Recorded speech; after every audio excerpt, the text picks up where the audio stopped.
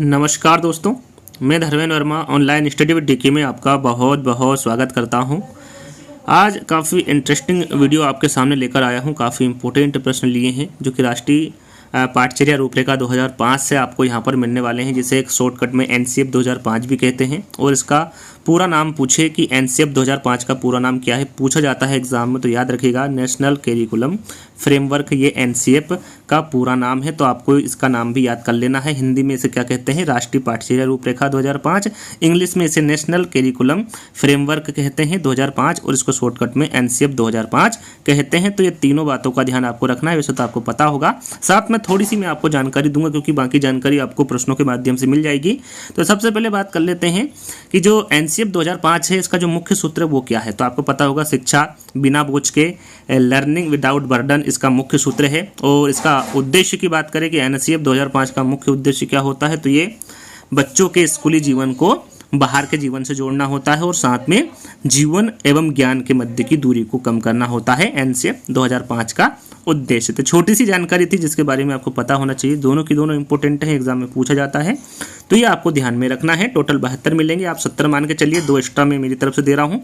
तो टोटल 70 प्रश्न आपको इस वीडियो के माध्यम से देखने को मिलेंगे, तो आपको स्किप नहीं करना है। सबसे पहले आपको पहला प्रश्न शुरू होने से पहले 3 चीज़ करना है। सबसे पहले वीडियो को लाइक करना है, और जितने भी आपके पास में आपके दोस्त व जो कह सकते हैं कि ग्रुप बने हुए हैं व्हाट्सएप पे, टेलीग्राम पे, उन सब पे इस वीडियो को शेयर करना है। और जो भी इस वीडियो को देख रहे हैं सभी को बिना चैनल को सब्सक्राइब करे नहीं जाना है, क्योंकि इसी प्रकार के इंटरेस्टिंग वीडियो आगे भी आपको मिलने वाले हैं। तो शुरू करते हैं। यहाँ पर आज का पहला प्रश्न है, देखिए 1 लाइनर है, ज़्यादा समय नहीं लगेगा और आपको अच्छे से याद कर लेना है, इसको समझना है। इससे जस्ट 1 या 2 दिन बाद आपको 70 प्रश्न या लगभग 80 प्रश्न और देखने को मिलेंगे, 70 से 80 प्रश्न, जो आपको 4 उसमें विकल्प भी देखने को मिलेंगे, काफ़ी इंपॉर्टेंट रहेंगे। इससे हटके भी उसमें प्रश्न आएंगे, तो 1-2 दिन आपको वेट करना पड़ेगा, जिसमें 4 विकल्प भी मिलेंगे। तो वहाँ पर आप आकलन भी कर पाएंगे कि आज के जो 70 प्रश्न है उसमें आप कितने नंबर के आपको याद रहे हैं। तो 1-2 दिन आप वेट करिएगा, आपको वो वीडियो भी जल्द ही मिल जाएगा। तो पहला प्रश्न है, किसकी अध्यक्षता में विद्वानों ने एनसीएफ 2005 तैयार किया है। तो यह है प्रोफेसर यशपाल। काफ़ी इंपॉर्टेंट है, सरल है लेकिन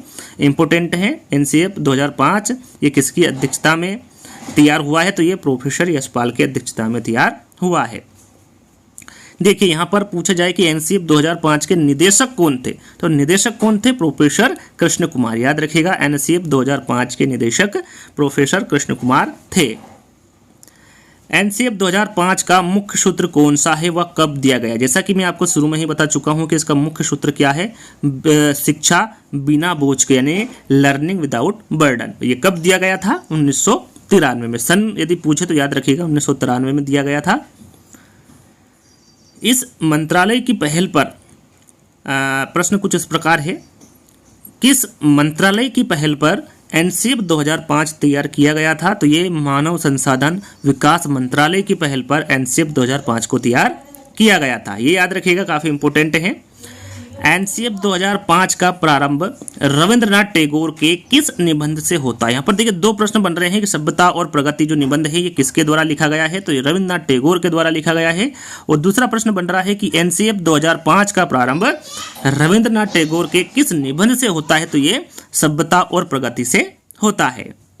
राष्ट्रीय पाठचर्या की रूपरेखा 2005 के अनुसार एक शिक्षक की भूमिका कैसी होनी चाहिए। सर्वप्रथम आपको क्या ध्यान में रखना है, किसके अनुसार पूछा गया है, तो ये एनसीएफ 2005 के अनुसार पूछा गया, चाहे वो बाल विकास हो, पर्यावरण हो, या फिर अन्य कोई सा भी सब्जेक्ट हो। आपको सबसे पहले प्रश्न को ध्यान से पढ़ना है ताकि आप उसको गलत ना करें, आपका 1 नंबर मिस ना हो। तो सबसे पहले आपको ध्यान देना है किसके अनुसार पूछा गया है, किसकी परिभाषा है, किसका कथन पूछा गया है, तब आप उसका राइट आंसर लगा सकते हैं। जब आप श्योर हो कि हाँ इसका आंसर ये हो, तो एक बार आपको जरूर प्रश्न को अच्छे से पढ़ लेना है, क्योंकि नेगेटिव प्रश्न भी पूछा जाता है और पॉजिटिव प्रश्न भी पूछा जाता है, और वहीं बच्चे अधिकतर गलती कर देते हैं। तो यहाँ पर एनसीएफ 2005 के अनुसार पूछा गया है कि एक शिक्षक की भूमिका कैसी होनी चाहिए, तो ये सुविधादाता के रूप में होनी चाहिए। एनसीएफ 2005 के अंतर्गत परीक्षा सुधारों में किस सुधार को सुझाया गया है। यहाँ पर देखिए एनसीएफ 2005 के बारे में हम बात करें तो इसी के अंतर्गत सारे प्रश्न आएंगे कि इसके अंतर्गत परीक्षा सुधारों में किस सुधार को सुझाया गया है। तो इस सामूहिक कार्य मूल्यांकन, साथ में सतत मूल्यांकन और साथ में खुली पुस्तक की परीक्षा मूल्यांकन, इन को सुधारों को सुझाया गया है 2005 एनसीएफ के अंतर्गत, याद रखिएगा एनसीएफ 2005 के अंतर्गत परीक्षा सुधारों में सामूहिक कार्य मूल्यांकन, सतत मूल्यांकन और खुली पुस्तक की परीक्षा मूल्यांकन को सुझाया गया है। तो इन तीनों को आपको याद कर लेना है। 8वां प्रश्न है एनसीएफ 2005 में किन शिक्षण सूत्रों के अधिकतम प्रयोग का सुझाव दिया। यहाँ पर देखिए प्रश्न को फिर पढ़ लेते हैं। एनसीएफ 2005 में किन शिक्षण सूत्रों के अधिकतम प्रयोग को सुझाया गया है। तो ये ज्ञात से अज्ञात की ओर और मूर्त से अमूर्त की ओर, दोनों को ध्यान से आपको पढ़ना है और ध्यान में रखना है। ज्ञात से अज्ञात की ओर और मूर्त से अमूर्त की ओर, दोनों काफी इंपॉर्टेंट है, एग्जाम में पूछे जाते हैं। एनसीएफ 2005 में बल दिया गया है, किस पर बल दिया गया है। तो ये शांति के लिए शिक्षा, याद रखिएगा एनसीएफ 2005 में शांति के लिए शिक्षा पर बल दिया गया है। एनसीएफ 2005 में बताया गया है कि क्या बताया गया है कि सपनों के भारत को धरातल पर उतारने की युक्ति बताई गई है एनसीएफ 2005 में। काफी इंपोर्टेंट है कि जो भी प्रश्न मैं आपको बता रहा हूं सभी जो इंपोर्टेंट है उन्हीं को लिया गया है, बाकी प्रश्नों को छोड़ दिया गया है। तो 11वां प्रश्न, प्रोफेसर यशपाल कमेटी का गठन कब हुआ। यहाँ पर देखिए ध्यान क्या देना है, यहाँ पर देखिए गठन पूछा गया है कि प्रोफेसर यशपाल कमेटी का गठन कब हुआ था। तो ये 1992 को हुआ था, 1992 में। अब जो समिति थी उसमें कुल कितने सदस्य थे, यशपाल समिति में कुल कितने सदस्य, तो याद रखिएगा काफी इंपोर्टेंट है, 38 सदस्य थे। यशपाल समिति में कुल 38 सदस्य थे। एनसीएफ 2005 का प्रमुख सूत्र क्या है, इसके बारे में आपको बता चुका हूं कि इसका जो मुख्य सूत्र होता है वो शिक्षा बिना बोझ की या फिर बिना भार के अधिगम, जिसे लर्निंग विदाउट बर्डन भी कहते हैं। इंग्लिश में इसका नाम क्या है, लर्निंग विदाउट बर्डन। यदि हिंदी में ना दे तो इंग्लिश में भी आपको पता होना चाहिए कि इसको क्या कहते हैं।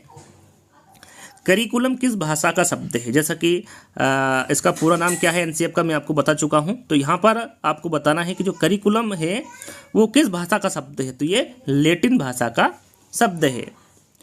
बच्चों के लिए स्कूली बस्ते के बोझ से ज्यादा बुरा है ना समझ पाने का बोझ, किसका कथन है। प्रश्न को एक बार फिर दोहरा लेते, काफी इंपोर्टेंट है, आईएमपी प्रश्न है, ध्यान दीजिएगा।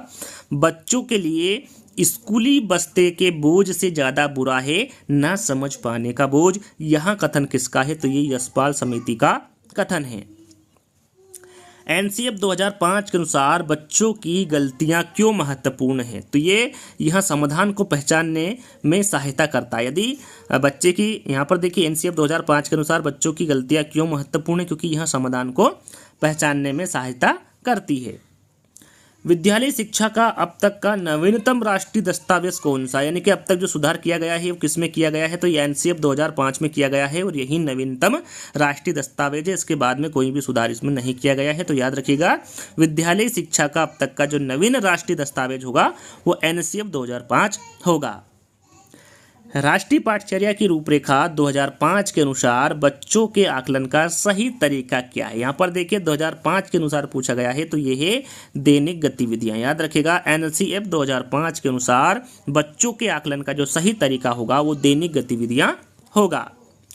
किसके अनुसार कलाकार या फिर शिक्षक के हाथ में यहाँ पाठ्यक्रम या फिर एक साधन है जिससे वहाँ पदार्थ को यहाँ पर छात्र माना गया है, पदार्थ को अपने आदर्श के अनुसार अपने स्टूडियो में चित्रित कर सके। ये किसका कथन है, काफ़ी इंपॉर्टेंट है, आईएमपी याद कर लीजिएगा। तो यह कथन किसका है, कनिंघम का है। इनका कहना है कि कलाकार या फिर शिक्षक के हाथ में यहाँ पाठ्यक्रम है जिससे वहाँ छात्र को अपने उद्देश्य के अनुसार अपने स्टूडियो या फिर विद्यालय में चित्रित कर सके। यहाँ किसका कथन होगा, कनिंघम का कथन होगा।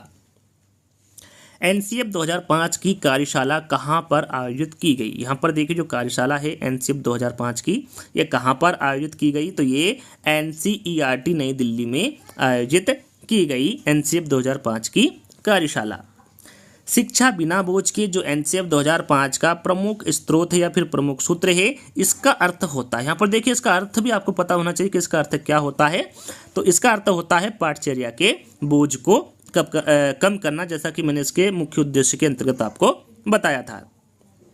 किसने कहा है कि, यहाँ पर देखिए प्रश्न में ही आंसर दे दिया गया, थोड़ा सा मिस हुआ है, ध्यान दीजिएगा। यहाँ पर लिखा हुआ है किसने कहा है कि पाठचर्या में वे समस्त अनुभव निहित होते हैं जिनको विद्यालय द्वारा शिक्षा के उद्देश्यों की प्राप्ति के लिए उपयोग में लाया जाता है। तो ये मुनरो द्वारा कहा गया है, काफ़ी इंपोर्टेंट है, ध्यान दीजिएगा। तो अगले प्रश्न की ओर बढ़ते हैं। अगला प्रश्न है कि एनसीएफ 2005 में गुणवत्ता आयाम शीर्षक के अंतर्गत महत्व दिया गया है। किसका महत्व दिया गया है? तो ये बालक के लिए संरचित अनुभव एवं पाठ्यक्रम सुधार को महत्व दिया गया है एनसीएफ 2005 में गुणवत्ता आयाम शीर्षक के अंतर्गत। अगला प्रश्न है, एनसीएफ 2005 में सामाजिक अध्ययन में कौन से मुद्दों को शामिल करने की अनुशंसा की गई है? काफ़ी इंपॉर्टेंट है, आईएमपी प्रश्न है, ध्यान दीजिएगा। एनसीएफ 2005 में सामाजिक अध्ययन में कौन से मुद्दों को शामिल करने की अनुशंसा की गई है? तो ये सभी स्तर के विद्यार्थियों के लैंगिक एवं स्वास्थ्य संबंधी मुद्दे को शामिल करने की अनुशंसा की गई है एनसीएफ 2005 में सामाजिक अध्ययन में। एनसीएफ 2005 सिफारिश करता है कि प्राथमिक स्तर पर गणित की शिक्षा का केंद्र होना चाहिए। यहाँ पर देखिए एनसीएफ 2005 किसकी सिफारिश करता है कि प्राथमिक स्तर पर गणित की शिक्षा का केंद्र होना चाहिए? तो ये होना चाहिए कक्षा में पढ़ाए गए टॉपिक्स को विद्यार्थी के दैनिक जीवन से जोड़ना। काफ़ी इंपॉर्टेंट है, सभी के सभी आपको याद करना है। और जो 26वां प्रश्न है ये मोस्ट इंपॉर्टेंट है, आपको ध्यान देना है। प्रथम द्वितीय तृतीय कौन सी है? तो प्रथम भाषा, द्वितीय भाषा और तृतीय भाषा। प्रथम भाषा में कौन सी भाषा आएगी? प्रथम हिंदी, जिसमें हम राष्ट्रभाषा ले सकते हैं, राजभाषा ले सकते हैं। अंग्रेजी में अंतर्राष्ट्रीय भाषा हो सकती है। और स्थानीय भाषा में जहाँ पर आप रहते हैं वहाँ पर कोई सी भी भाषा बोली जा सकती है, जैसे कि पंजाबी, संस्कृत, तमिल। जरूरी नहीं यहाँ पर तीनों भाषा जो लिखी है यही हो। आप जहाँ पर रहते हैं, चाहे वो जैसा कि मैं जहाँ पर रहता हूँ मालवी भाषा बोली जाती है, तो ये स्थानीय भाषा होगी। जहाँ आप रहते हैं वहाँ की भाषा क्या कहेंगे आप? उसे स्थानीय भाषा कहेंगे। तो यहाँ पर तृतीय भाषा, प्रथम भाषा होगी यहाँ पर हिंदी, द्वितीय भाषा होगी अंग्रेजी और तृतीय भाषा होगी स्थानीय भाषा। तो इन तीनों भाषाओं के बारे में आपको पता होना चाहिए, प्रथम कौन सी, द्वितीय कौन सी और तृतीय भाषा कौन सी है। अगला प्रश्न है, एनसीएफ 2005 में सुझाव दिया गया है कि सूचना को क्या मानने से बचा जाए? तो जो सूचना है तो जिसे ज्ञान मानने से बचा जाए। याद रखिएगा, एनसीएफ 2005 में सुझाव दिया गया है कि जो सूचना है उसे ज्ञान मानने से बचा जाए। पाठ्यक्रम निर्माण की आवश्यकता क्यों है? यहाँ पर जो पाठ्यक्रम निर्माण की आवश्यकता है वो क्यों है, इसके बारे में पूछा गया है। तो शिक्षा के उद्देश्यों की प्राप्ति हेतु आवश्यक है पाठ्यक्रम निर्माण की। तो याद रखिएगा, एनसीएफ 2005 का भाषा फार्मूला क्या है? जैसे कि मैंने 3 भाषा आपको बताई थी, प्रथम, द्वितीय, तृतीय। प्रथम में मैंने आपको हिंदी बताई थी, द्वितीय में अंग्रेजी बताई थी और तृतीय भाषा में मैंने आपको स्थानीय भाषा बताई। तो 3 भाषा हो गई, तो इसे आप त्रिभाषी फार्मूला कह सकते हैं कि एनसीएफ 2005 का जो भाषा फार्मूला था वो त्रिभाषाई फार्मूला था। अगला प्रश्न है कि यशपाल समिति ने मानव संसाधन विकास मंत्रालय को अपनी रिपोर्ट कब सौंपी थी? जैसा कि मैंने मानव संसाधन विकास मंत्रालय के बारे में आपको बता चुका हूं, लेकिन जो रिपोर्ट सौंपी गई थी वो कब सौंपी गई थी यशपाल समिति ने? तो ये सौंपी गई थी 15 जुलाई 1993 में। यहाँ पर देखिए सन और आपको डेट दोनों याद कर लेनी है, 15 जुलाई 1993। कला विषय को स्कूली शिक्षा के किस स्तर पर शामिल किए जाने पर बल देना चाहिए? प्रश्न को दोहरा लेते हैं। यहाँ पर कला विषय के बारे में पूछा गया है कि कला विषय को स्कूली शिक्षा के किस स्तर पर शामिल किए जाने पर बल देना चाहिए? तो ये प्राथमिक स्तर पर, पूर्व प्राथमिक स्तर पर, साथ में उच्च प्राथमिक स्तर पर शामिल किए जाने पर बल देना चाहिए कला विषय को स्कूली शिक्षा के। तो याद रखिएगा, काफ़ी इंपॉर्टेंट प्रश्न है। नाटक विधि में रुचि लेते हैं, जो नाटक विधि है इसमें कौन से छात्र रुचि लेते हैं? तो जो प्राथमिक स्तर के बच्चे होते हैं या फिर छात्र होते हैं वो नाटक विधि में रुचि लेते हैं। यदि आप कक्षा में रामायण प्रकरण पढ़ाना चाहते हैं तो कौन सी विधि को श्रेष्ठ मानेंगे? तो ये है कहानी विधि। आप एक कहानी के रूप में बच्चों को रामायण पढ़ा सकते हैं, उनको उसके बारे में बता सकते हैं। तो कहानी विधि आपका यहाँ पर राइट आंसर होगा, यह श्रेष्ठ विधि होगी। पढ़ाते समय चित्र दिखाने में सबसे महत्वपूर्ण लाभ है? तो यह है पाठ को समझाने में सहायक। पढ़ाते समय चित्र दिखाने में जो सबसे महत्वपूर्ण लाभ है, आप चित्र के माध्यम से बच्चों को पाठ को समझा सकते हैं। तो पाठ को समझाने में सहायक होता है। शिक्षा के क्षेत्र में पाठचर्या शब्दावली की ओर संकेत करता है। विद्यालय का संपूर्ण कार्यक्रम जिसमें प्रतिदिन अनुभव प्राप्त करते हैं। यशपाल समिति का अन्य नाम था। यहाँ पर देखिए यशपाल समिति का अन्य नाम पूछा जाता है एग्जाम में, तो आपको याद होना चाहिए, इसे राष्ट्रीय सलाहकार समिति के नाम से भी जाना जाता है यशपाल समिति को। कौन सी समिति ज्ञान विस्फोट की धारणा से जुड़ी हुई है? तो ये यशपाल समिति, याद रखिएगा, इंपॉर्टेंट प्रश्न है। कौन सी समिति है जो ज्ञान विस्फोट की धारणा से जुड़ी हुई है? तो वो है यशपाल समिति। भीड़भाड़ वाली कक्षाओं में किस अध्यापन की बात करनी निरर्थक है? तो यह है सृजनशीलता। देखिए यहाँ पर प्रश्न को ध्यान से पढ़ना है। भीड़भाड़ वाली कक्षाओं में किस अध्यापन की बात करनी निरर्थक है? तो वो है सृजनशीलता। याद रखिएगा प्रश्न में क्या पूछा गया है, तो उस पर आपको विशेष ध्यान देना है। किसके अनुसार पाठ्यक्रम का अभिप्राय उन सैद्धांतिक विषयों से नहीं है जो विद्यालयों में परंपरागत तरीके से पढ़ाए जाते हैं, बल्कि इनमें अनुभवों का एक समूह निहित है जिनको बालक कक्षा, पुस्तकालय, प्रयोगशाला, प्रार्थना सभा, कार्यशाला, खेल मैदान एवं छात्र अध्यापक के अनौपचारिक मेल मिलाप से प्राप्त करता है। यहाँ पर जो कथन दिया गया है या फिर यहाँ किसके द्वारा कहा गया है, तो ये माध्यमिक शिक्षा आयोग के द्वारा कहा गया कथन है। अगला प्रश्न है कि एनसीएफ 2005 में गणित की लंबी आकृति का मतलब क्या है? यहाँ पर देखिए जो गणित की लंबी आकृति है उसका मतलब पूछा गया है एनसीएफ 2005 में, तो इसका मतलब होता है एकता संकल्पना पर दूसरी संकल्पना बनाना। ये गणित की जो लंबी आकृति है उसका मतलब होता है एनसीएफ 2005 में। एनसीएफ 2005 की 5 मार्गदर्शक सिद्धांतों को कौन कौन से? यहाँ पर देखिए वैसे प्रश्न पूछा जाता है कि एनसीएफ 2005 के जो मार्गदर्शक सिद्धांत है वो कितने हैं, तो वो है 5। कौन कौन से हैं इसके बारे में आपको पता होना चाहिए। तो यहाँ पर आप देख सकते हैं बालकों की परीक्षा प्रणालियों को लचीलेपन से युक्त करना तथा कक्षागत गतिविधियों से जोड़ना, बालकों के संपूर्ण ज्ञान को विद्यालय या फिर पाठशाला के बाहरी जीवन से जोड़ना, बालकों की शिक्षण प्रक्रिया रटंत पद्धति से मुक्त होना चाहिए या होनी चाहिए, चहुमुखी विकास पर आधारित पाठ्य चर्चा हो, और 5वां है बालक में एक ऐसी अधिभावी पहचान का विकास हो जिसमें प्रजातांत्रिक राज्य व्यवस्था के अंतर्गत राष्ट्रीय समस्या शामिल हो। तो ये 5 पॉइंट आपको ध्यान में रखना है। अगला प्रश्न है कि एनसीएफ 2005 बल देती है, तो ये करके सीखने पर बल देती है। याद रखिएगा जो एनसीएफ 2005 है ये किस पर बल देगी? करके सीखने पर बल देगी। राष्ट्रीय पाठचर्या की रूपरेखा 2005 के अनुसार बच्चों की प्राथमिक स्तर पर भाषा का माध्यम होना चाहिए, तो ये मातृभाषा। यहाँ पर देखिए प्राथमिक स्तर पर पूछा गया है, तो आपका राइट आंसर क्या होगा? मातृभाषा होगा। राष्ट्रीय पाठचर्या की रूपरेखा 2005 के अनुसार कक्षा में एक शिक्षक की भूमिका कैसी होनी चाहिए? तो एक शिक्षक की भूमिका कैसी होनी चाहिए? एक उत्प्रेरक के रूप में, जैसा कि मैंने थोड़ी देर पहले भी आपको बताया था। तो विकल्प में क्या दिया गया है उसके अनुरूप आपको आंसर लगाना है। तो यहाँ पर एक उत्प्रेरक के रूप में राइट आंसर होगा। राष्ट्रीय पाठचर्या की रूपरेखा 2005 के अनुसार गणित शिक्षण का लक्ष्य होना चाहिए, तो ये अमूर्त चिंतन का निर्माण करना, साथ में तार्किक ढंग से सोचना एवं संचालित करने की योग्यता का विकास करना, ये एनसीएफ 2005 के अनुसार गणित शिक्षण का लक्ष्य होना चाहिए। एनसीएफ 2005 की संस्तुतियों के अनुसार कक्षा 1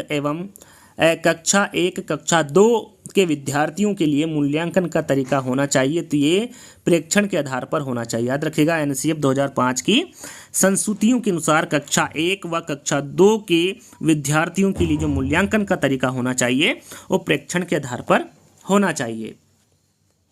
ऑपरेशन ब्लैक बोर्ड परिणाम था, तो ये राष्ट्रीय शैक्षिक योजना का परिणाम था जो कि 1986 का है। याद रखिएगा ऑपरेशन ब्लैक बोर्ड राष्ट्रीय शैक्षिक योजना 1986 का परिणाम था। सामाजिक अध्ययन शिक्षण का राष्ट्रीय पाठ्यक्रम कब बनाया गया? तो ये 2005 में बनाया गया। याद रखिएगा सामाजिक अध्ययन शिक्षण का जो राष्ट्रीय पाठ्यक्रम बनाया गया था वो 2005 में बनाया गया था। प्रोफेसर यशपाल की अध्यक्षता में कौन सी समिति का गठन किया गया था? तो यह राष्ट्रीय संचालन समिति। याद रखिएगा प्रोफेसर यशपाल जी की अध्यक्षता में राष्ट्रीय संचालन समिति का गठन किया गया। एनसीएफ 2005 के अध्याय विद्यालय एवं कक्षा का वातावरण में बताया गया है, तो ये वातावरण के भौतिक एवं मनोवैज्ञानिक आयाम अधिगम को कैसे प्रभावित करते हैं ये बताया गया है। एनसीएफ 2005 के अध्याय विद्यालय एवं कक्षा का जो वातावरण होता है वो वातावरण के भौतिक एवं मनोवैज्ञानिक आयाम अधिगम को कैसे प्रभावित करता है ये बताया गया है। अगला प्रश्न है एनसीएफ 2005 में कला शिक्षा को विद्यालय में जोड़ने का उद्देश्य। यहाँ पर जोड़ने का उद्देश्य क्या है? सांस्कृतिक विरासत की प्रशंसा करना एवं छात्रों के व्यक्तित्व और मानसिक स्वास्थ्य को विकसित करना, ये एनसीएफ 2005 में कला शिक्षा को विद्यालय में जोड़ने का उद्देश्य है। राष्ट्रीय पाठचर्या की रूपरेखा 2005 किस सूझ के आधार पर पाठचर्या के बोझ को कम करने पर बल देती है? तो वो है शिक्षा बिना बोझ की। यहाँ ये प्रश्न में 4 से 5 बार आपको बता चुका हूँ, लेकिन प्रश्न थोड़ा सा हटके होता है, तो किसी भी प्रकार से प्रश्न पूछा जा सकता है। राष्ट्रीय पाठचर्या की रूपरेखा NCF 2005 किस सूझ के आधार पर पाठचर्या के बोझ को कम करने पर बल देती है? तो वो है शिक्षा बिना बोझ के।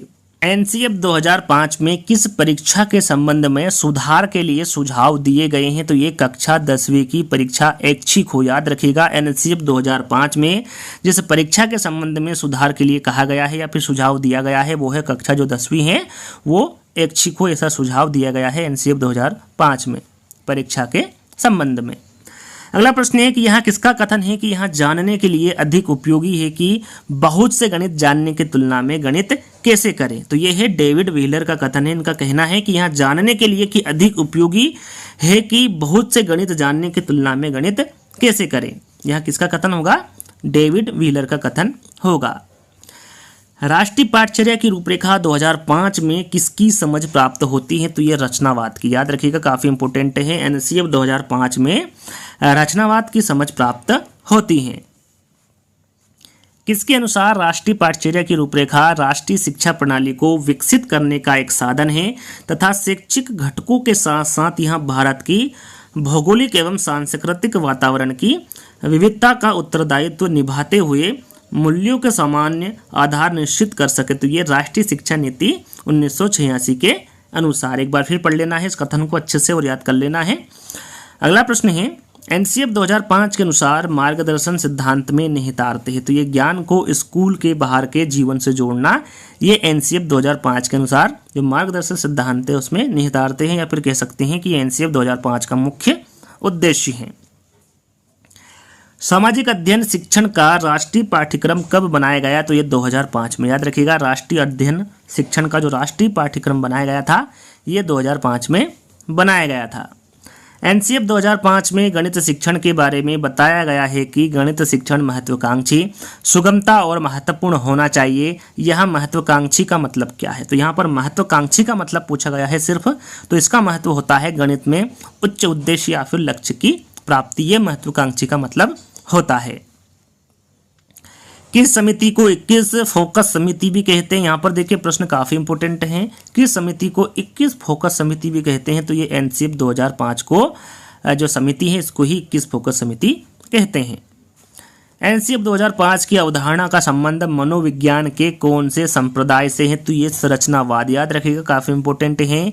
NCF 2005 की अवधारणा का जो संबंध मनोविज्ञान के कौन से संप्रदाय से होगा? तो ये संरचनावाद के संप्रदाय से होगा। भारत में अब तक NCF का संचालन कितनी बार किया जा चुका है? तो ये 4 बार किया जा चुका है। कितनी बार? पहली बार 1975 में, दूसरी बार 1988 में, तीसरी बार 2000 में और चौथी बार जो कि अब नवीनतम पाठ्यक्रम है वो है 2005। तो ये 4 बार किया गया था। कब किया गया था? तो ये आपके सामने है। प्रश्न कुछ इस प्रकार भी पूछा जा सकता है कि NCF का जो संचालन किया गया था वो कब नहीं किया गया था, और वहाँ पर 1975, 2000, 2005 और 1990 दे दिया जाएगा। तो यदि आपको पता होगा या चारों विकल्प या फिर कह सकते हैं कि चारों आपको सन याद होंगे तो आप लगा सकते हैं कि भाई 1990 में संचालन नहीं किया गया था NCF 2005 का। तो सन भी आपको याद होना चाहिए, 1975, 1988, 2000 और 2005। राष्ट्रीय पाठचर्या 2005 प्रारंभ करने के लिए कितने फोकस समूह बनाए गए थे? जैसा कि मैं अभी आपको बता चुका हूँ, ये 21 फोकस समूह बनाए गए थे NCF 2005 प्रारंभ करने के लिए। NCF 2005 का निर्माण कितनी भाषाओं में किया गया है? तो ये जो 22 भाषा है उसमें किया गया है, याद रखिएगा, काफ़ी इंपॉर्टेंट है। NCF 2005 का निर्माण 22 भाषाओं में किया गया है। NCF 2005 के अनुसार शिक्षण रिक्तस्थान और रिक्तस्थान है, तो यहाँ पर देखिए आंसर होगा आपका NCF 2005 के अनुसार शिक्षण सक्रिय और सामाजिक है। याद रखिएगा किस प्रकार का है? शिक्षण सक्रिय और सामाजिक है NCF 2005 के अनुसार। NCF 2005 की भाषा संबंधी समस्या का समाधान किसने किया है? तो नामवर सिंह ने किया है। यहाँ पर देखिए ध्यान दीजिएगा, प्रश्न में यदि पूछा जाए कि NCF 2005 की भाषा संबंधी समस्या का समाधान किसके द्वारा किया गया है? तो ये नामवर सिंह के द्वारा किया गया है। एनसीएफ 2005 को अभी तक कितने राज्यों में लागू किया गया? यहाँ पर देखिए काफ़ी मोस्ट इंपोर्टेंट है, आईएमपी प्रश्न है। एनसीएफ 2005 को अभी तक कितने राज्यों में लागू किया गया है? तो ये 17 राज्यों में, याद रखिएगा।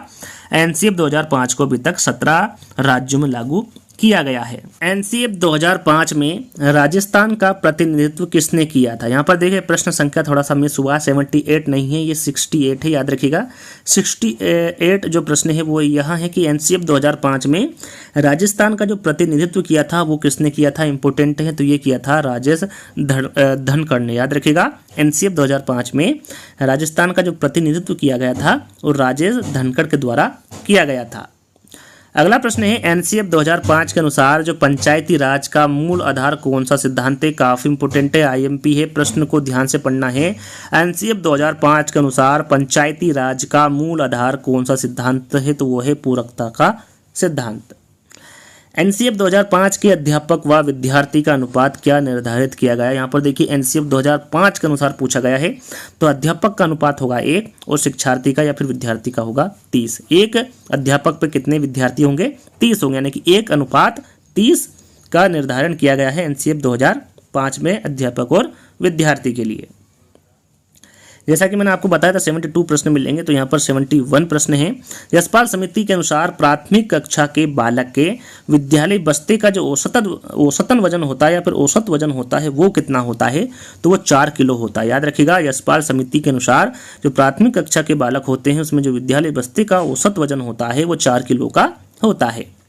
अंतिम प्रश्न, राष्ट्रीय पाठ्यचर्या की रूपरेखा 2005 किसके लिए बनाई गई है? तो ये कक्षा 1 से कक्षा 12वीं तक के विद्यार्थियों के लिए बनाई गई है, एनसीएफ 2005, याद रखिएगा। राष्ट्रीय पाठ्यचर्या की रूपरेखा 2005 ये कक्षा 1 से कक्षा 12वीं तक के लिए बनाई गई है। तो जहाँ तक मुझे लगता है आपको सभी के सभी प्रश्न अच्छे से याद हो गए होंगे और ये आपको काफ़ी अच्छे प्रश्न लगे होंगे, तो आपने वीडियो को लाइक भी कर दिया होगा, सारे ग्रुप में शेयर भी कर दिया होगा और सभी ने चैनल को सब्सक्राइब भी कर लिया होगा। आई होप ऐसा आपने किया होगा, या नहीं किया तो अभी भी आप कर सकते हैं, अभी भी आप वीडियो में बने हुए हैं तो आप इतना तो कर ही सकते हैं। तो जल्द ही एक नई वीडियो के साथ मिलेंगे, जब तक के लिए धन्यवाद।